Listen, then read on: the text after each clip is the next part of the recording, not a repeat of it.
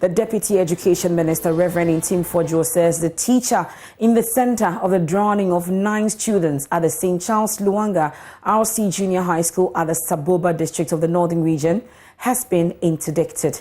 He said a committee has also been set up to investigate that particular incident.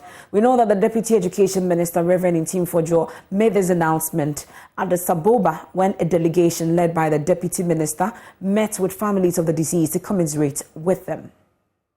We have paid a visit to the families of the 9 gentlemen who lost their lives in the Saboba incident. We have commiserated with them, we have ascertained the situation, and the police is assisting in investigation, and the process is taking its course. Never again must lives be lost. And the practice of teachers and some heads of schools using students as labor to carry out tasks that are unauthorized must be a thing of the past. It's archaic, it's outmoded, it's an affront to the code of conduct of the Ghana Education Service. Therefore, the necessary disciplinary actions have been initiated. Well, at the same time, the legal processes have also been commenced against the gentleman, the headmaster who offended. But as a signal to all our teachers and all our heads of schools across the length and breadth of the country, we cannot pretend to say that this incident is isolated at Saboba. Unfortunately, lives have been lost at Saboba, and that has heightened a lot of interest. But we are signaling that the practice of using children that have been sent to school to be taught, to be trained as labor for private and personal exploitation and to be carrying out tasks that are unauthorized are all offensive under the code of conduct of the Ghana Education Service, and this practice must be rooted out. What disciplinary action has been taken against the headmaster? Immediately that the matter came to the attention of GS, the headmaster has been put on interdiction pending further disciplinary action. On the other side, the police have also arrested the headmaster and have since put him before court. The court has remanded him for 2 weeks pending further investigation. So the law is taking its course, and disciplinary processes on GS side is also underway.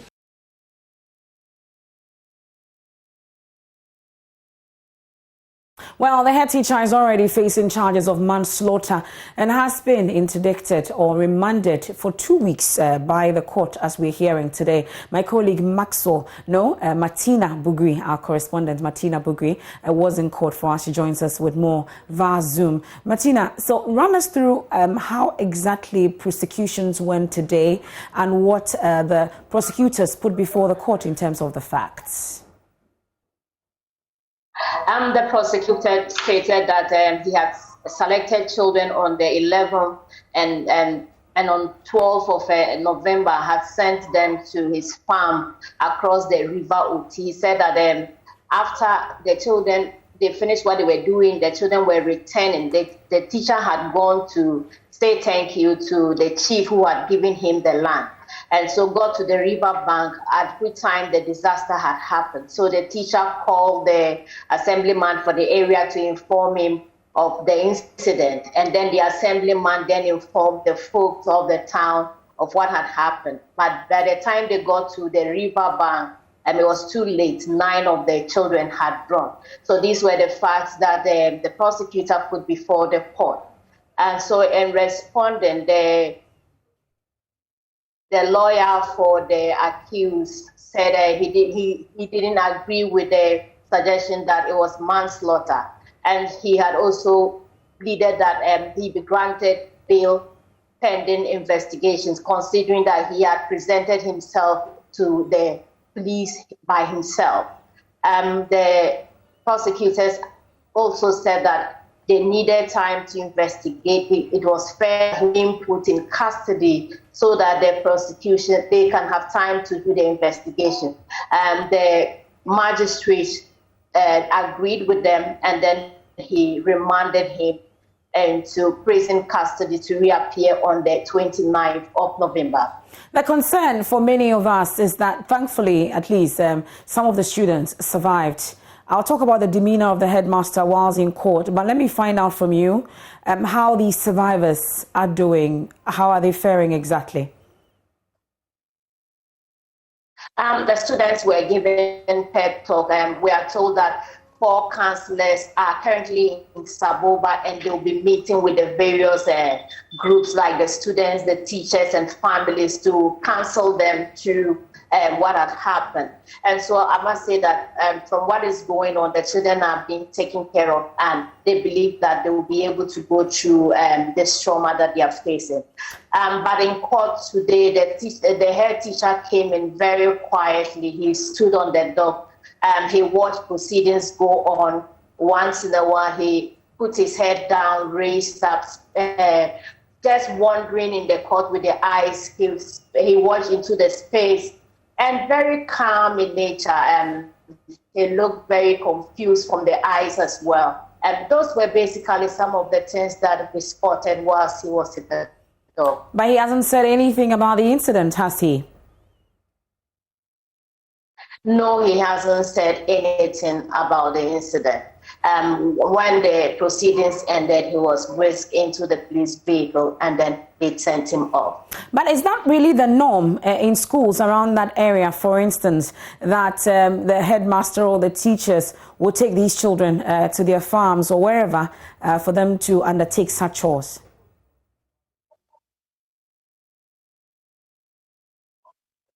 It is very common. It's a very common phenomenon where teachers would send their pupils or students to farms or do house chores for them. And normally the kids themselves are very excited, especially when it has to do with days they do not like some particular subjects. And so it's not something new or just peculiar to Saboba. It is a widespread issue in the northern region.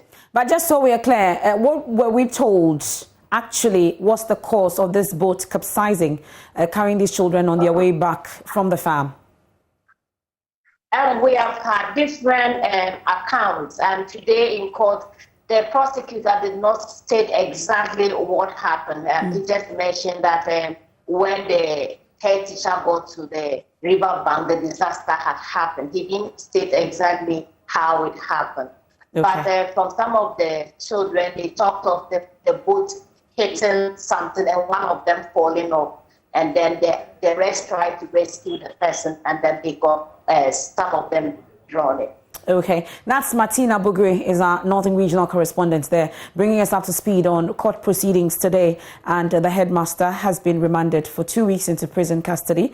And that's not all. He's also been interdicted by the Ghana Education Service pending the outcome of the trial that's currently underway. But let's have a broader conversation on this. You've heard Martina mention that this is actually not out of the ordinary. It's the norm. You find that these students are taking on to various farms and to undertaking other chores amongst others. The Chief Executive of Child Rights International, Bright Appiah, joins me on the line. We're grateful also via Zoom. Yeah, thankfully. Mr. Bright Appiah, we're grateful for your time here on the JoyNews Prime.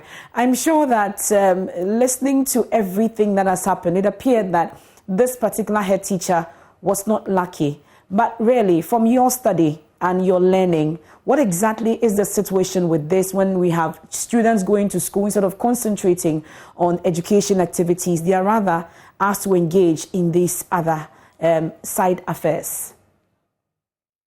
Yes, just as your reporter mentioned, this is not abnormal behavior. It is a normal thing that they do.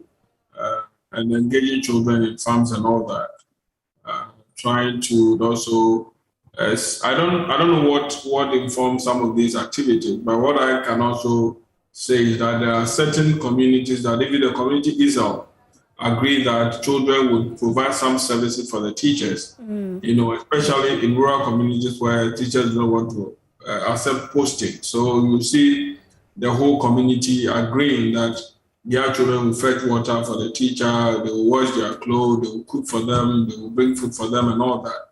So that has also led into all kinds of things. So I strongly believe that it is as a result of these common practices that is giving the teachers that kind of space to think that children can do anything for them at all.